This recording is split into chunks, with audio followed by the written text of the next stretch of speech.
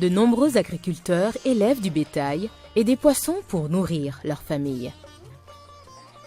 Mais en raison de l'insuffisance des terres cultivables, ils peinent souvent pour produire suffisamment de nourriture pour leurs animaux. Les aliments concentrés sont riches en protéines et aident à augmenter la production de viande, de lait, d'œufs et de poissons. Mais ces aliments coûtent cher.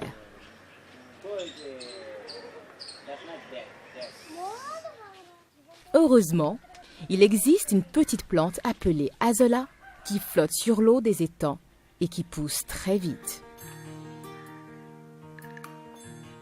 L'Azolla fixe l'azote de l'air et le stocke dans ses feuilles. Il est plus riche en protéines, en vitamines et en minéraux que les grains et la plupart des fourrages verts. Grâce à ses propriétés et au fait qu'il pousse rapidement et facilement dans un petit espace, l'Azolla est un complément alimentaire idéal. Puisque l'Azolla fixe l'azote, il est aussi un bon engrais. Avant d'apprendre sur la culture de l'Azolla, écoutons certains agriculteurs de Tamil Nadu, au sud de l'Inde, qui nous parlent de ses avantages.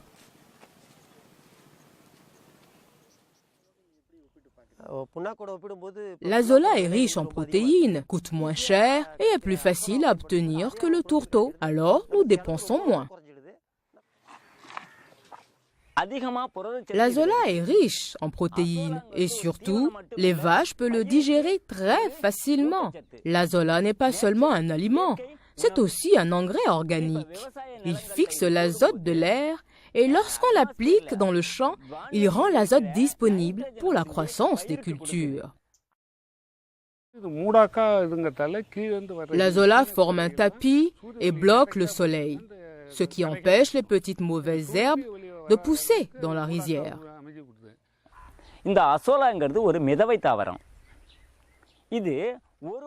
L'Azolla est une plante flottante qui peut doubler de taille en une semaine. Il pousse très vite, alors on peut obtenir du fourrage et de l'engrais en peu de temps. Il est facile pour les agriculteurs de cultiver de l'Azolla, ce qui leur permet de réduire les coûts de fourrage et d'engrais.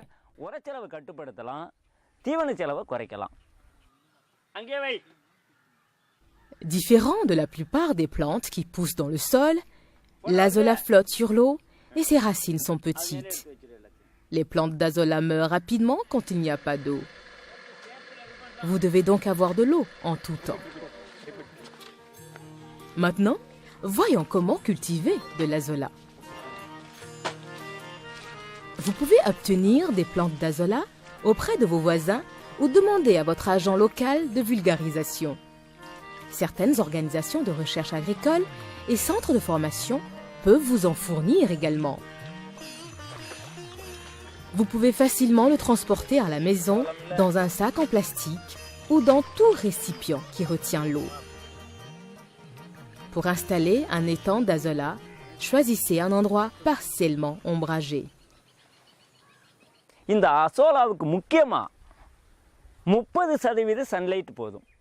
L'Azolla a besoin d'au moins 30% de lumière du soleil. Trop de lumière du soleil peut le détruire. Si vous cultivez l'Azolla sous un arbre, vous n'avez pas besoin de structure spéciale pour fournir de l'ombre. Ne jamais installer votre étang sous un tamarinier, car l'Azolla ne pousse pas bien sous le tamarinier. Si vous décidez de cultiver de l'Azolla chaque année, vous pouvez fabriquer de petits réservoirs en béton. Monsieur Virasamy nous montrera comment il a commencé la culture d'Azolla il y a plusieurs années en installant un simple étang à l'aide d'une feuille de plastique. Vous pouvez choisir la taille de votre étang en fonction de la quantité de fourrage que vous voulez produire. Creusez la terre pour faire l'étang et niveler le sol. Comme le sol est sablonneux chez Virasamy, il utilise une feuille de plastique pour couvrir le fond de la zone creusée pour prévenir toute perte d'eau. Assurez-vous que l'étang soit profond d'au moins 20 cm.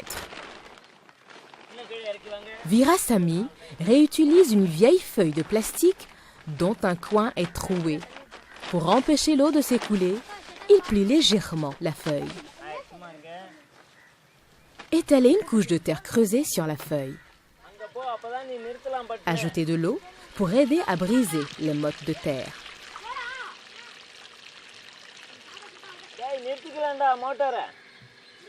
Ajoutez une bassine de compost.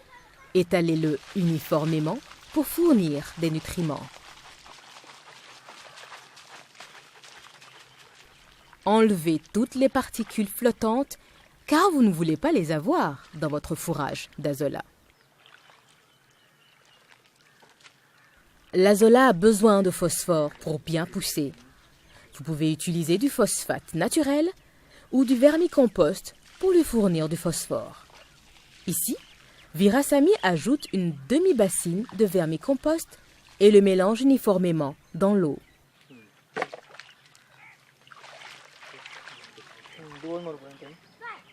Ajoutez du lisier de bovin pour augmenter la quantité de nutriments disponibles afin que l'azola pousse rapidement. Le lisier de bovin doit être vieux d'au moins quelques jours.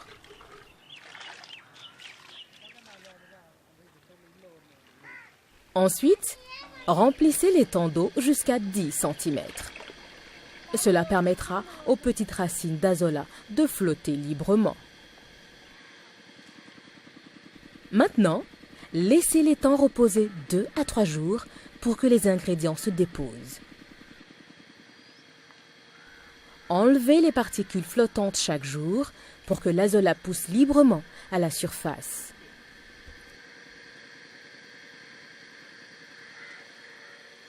Au bout de 3 jours, ajoutez une poignée d'azola frais dans l'étang.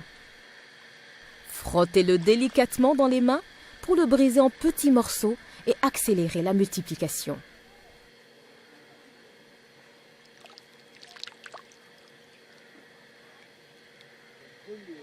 Au bout de 2 semaines, votre étang sera rempli d'azola.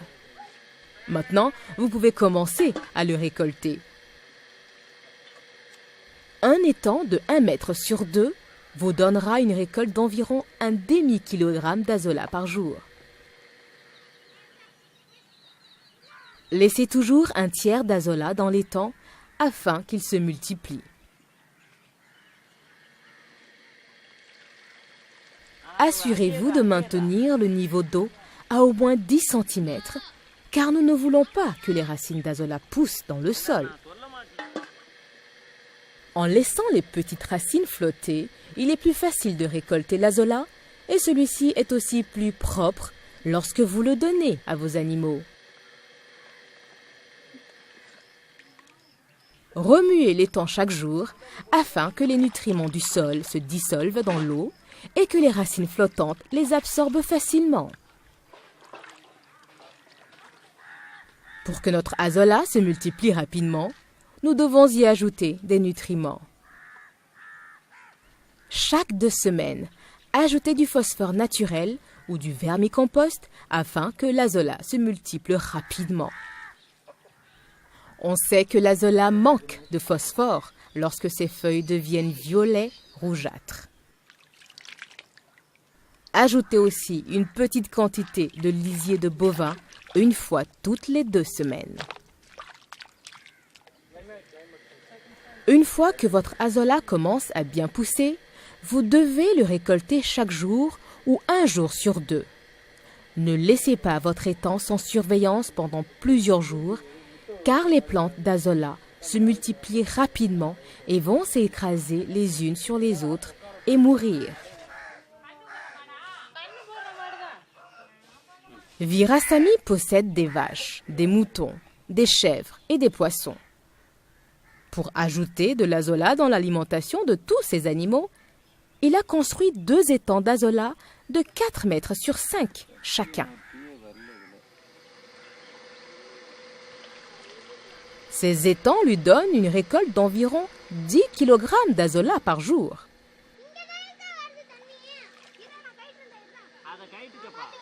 Avant de donner l'azola à vos animaux, lavez-le bien pour éliminer toute odeur de bouse de vache.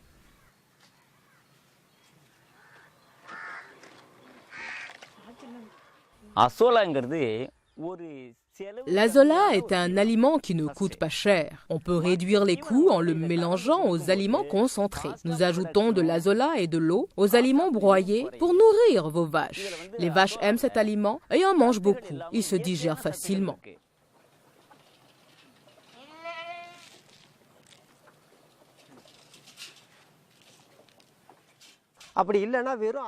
Nous pouvons aussi saupoudrer l'azola de sel et de sucre pour nourrir les chèvres. Elles donneront plus de lait et leurs petits grandiront bien.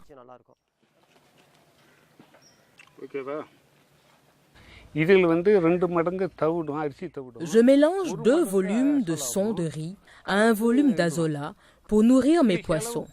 Ça coûte moins cher. Quand j'achète du tourteau, cela coûte cher. L'azola est essentiel pour réduire mes coûts et doubler mon revenu.